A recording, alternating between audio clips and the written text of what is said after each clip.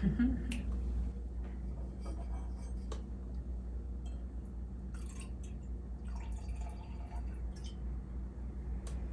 hello. Welcome to another episode of Well Read. I'm Ashley and this is my channel.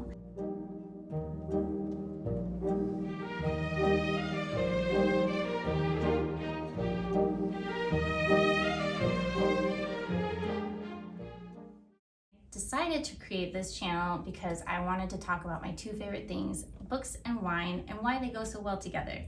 And every book review I do, I spend a lot of time trying to find that perfect glass of vino to go with that particular book.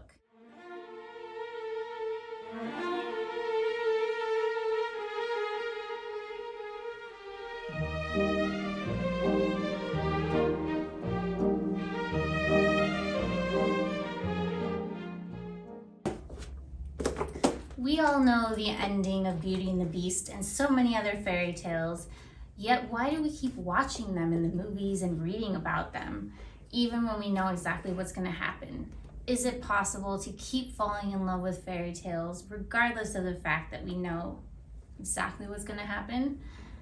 I think that's an interesting question to ask yourself, and that's why I chose today's book, Beauty and the Beast by Hammond Yager, and it's, I should say, Reimagined by Hammond Yager, and we're about to get into that in 1 second.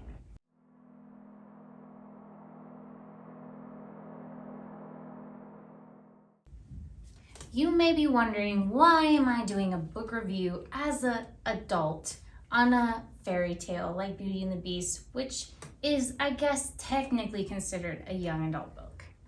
Well, I'm going to do a separate episode on why young adult books are actually the beep and why I think they're important.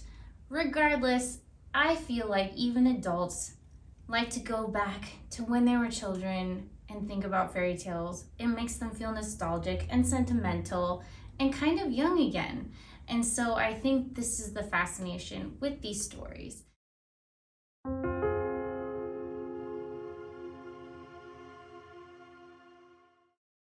So when I say those words, Beauty and the Beast, you probably have images of flirty feather dusters and talking clocks, and probably what I would say is the first ever animated version of a frat boy, Gaston. That's right, baby dolls. Disney imprinted on you as a child, just like Twilight. Shh, don't tell. Twilight didn't think of it first. Disney did. Fairy tales make us feel nostalgic, and I think a lot of us definitely got the Disney treatment, especially if we were children in the 90s like I am. I know that my sister and I put on a lot of backyard plays when we were kids where we literally tried to reinvent Disney without the budget. And we got all the neighborhood kids involved in our little plays, and we made people pay money to see us.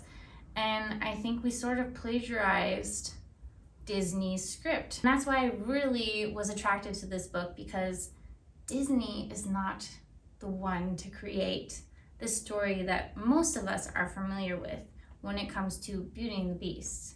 And that's what this episode is all about.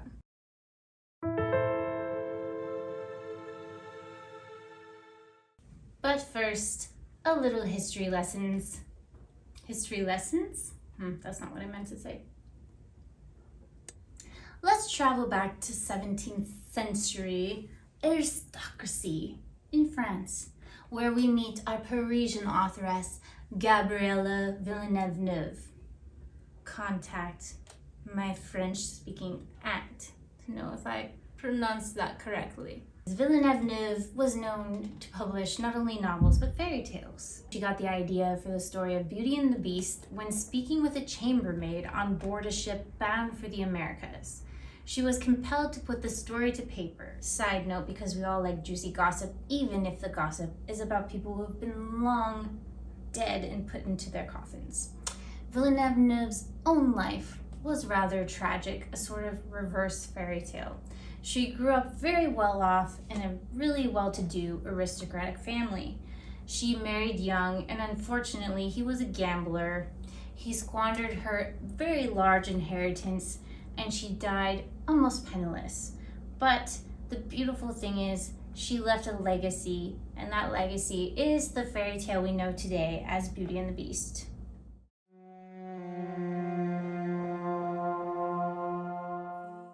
In 1755, when Villeneuve passed away, a woman by the name of Jean-Marie Beaumont reabridged, rewrote, and republished her story, La Belle et la Bête. It is knowledge, although not common knowledge, that in this wildly popular version of this fairy tale, Beaumont gave absolutely no credit to Villeneuve as being the original inventor of the story. If I have a microphone, I would drop it. Because of this, most people, even today, mistakenly refer to Beaumont as the original author of this famous fairy tale. This case of mistaken identity is exactly the reason that Yager, the author of our Reimagined Beauty and the Beast, was inspired to revisit this tale in the first place.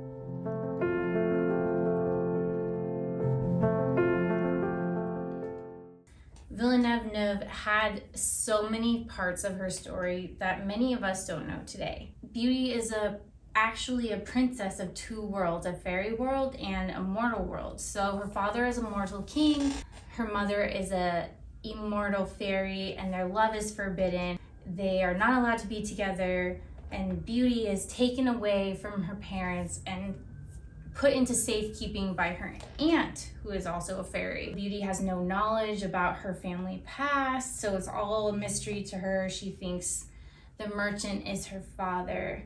There's this whole faedom, so this fairy world where they have their own government and their own rules, their own laws, like their own way of speaking.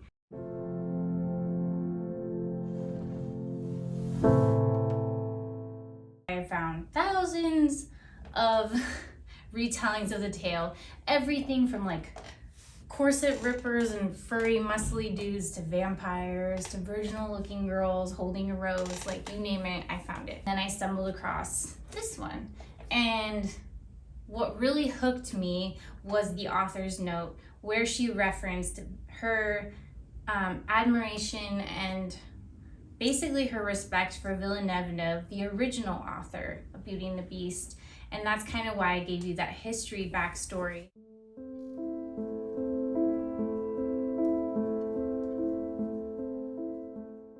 Yager was really impressed by Villeneuve's fairy realm, and she definitely brings that into play in her retelling of the story. Another thing that Yager did, which was a nod to Villeneuve because it was her original idea, was the theme of really fierce female characters. So for example, Beast's mother is a main character that actually Beaumont cut out completely. Both versions, she's this crazy, fierce, and powerful warrior queen.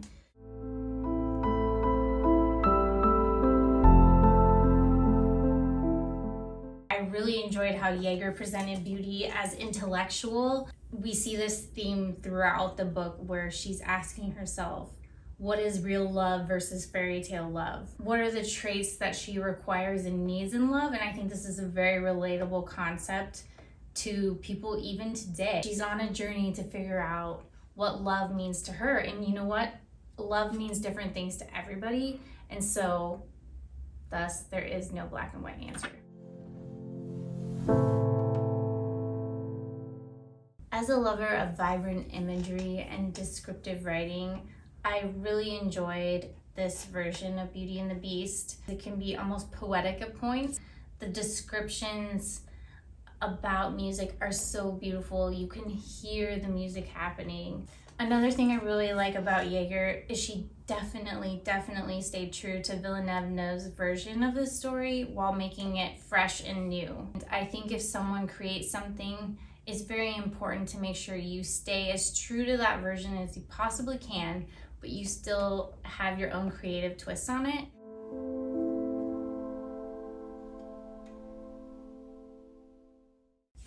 I think my only dislike of this book is also something that I said that I loved about this book, so that makes it kind of weird. But there were times when I felt like she just went on and on with the descriptions. It's just a little flowery, sometimes it's too much. And then the ending felt so rushed. And I wish that she had drawn out the ending a little bit more, because I felt a little confused by the ending. But in the same token, there was a major twist at the end that I'm not going to tell you. Totally unexpected, not at all like Disney, not at all like you would be expecting in any version of this story. And so it made it super fun because I was totally not expecting it. All in all, I was completely engrossed. Beast was beastly but smart. Beauty was beautiful without being stupid and boring. And overall, morals were expressed without being preachy. Truly, it's a lyrical retelling of a story that we're all familiar with, but we'll never get tired of. At least, not in this version. So consider entering Yager's reimagined world of beauties and beasts.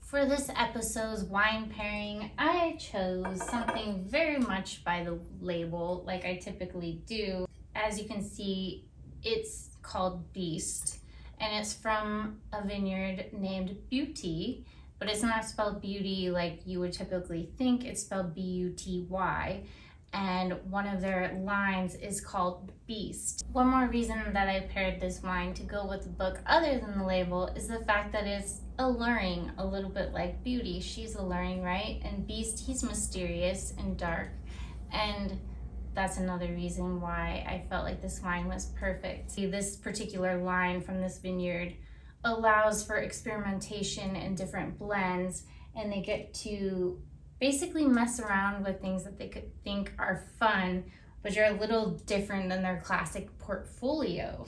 They put the wine into oak barrels that are already quite old. The reason they use the older oak barrels for this is so that they can let the natural fruit flavors shine through a little bit more than if they had used newer oak barrels. So this particular wine is a red blend, the primary grape being Syrah, but we also have things like Cabernet, Cab Franc, some Grenache, Merlot. Essentially, these are all mixed together. It's definitely something I would recommend with a heavier meat-based meal.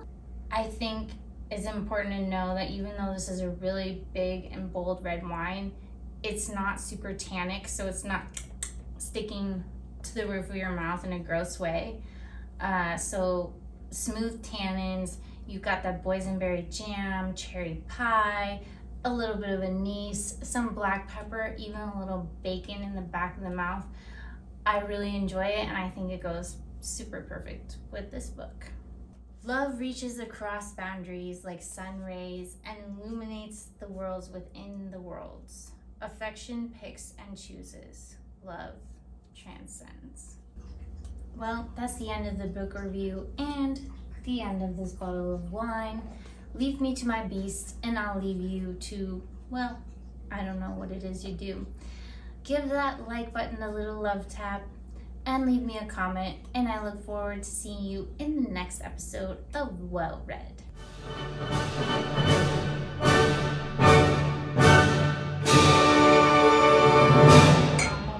I'm a beauty. I don't know how to freestyle. Talk like you're talking to your friend. La la la la la la la la. So consider,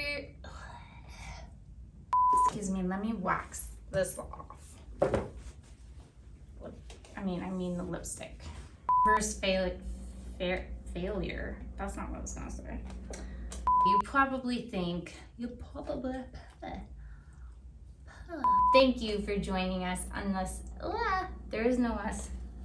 It's just me. I wish there was us.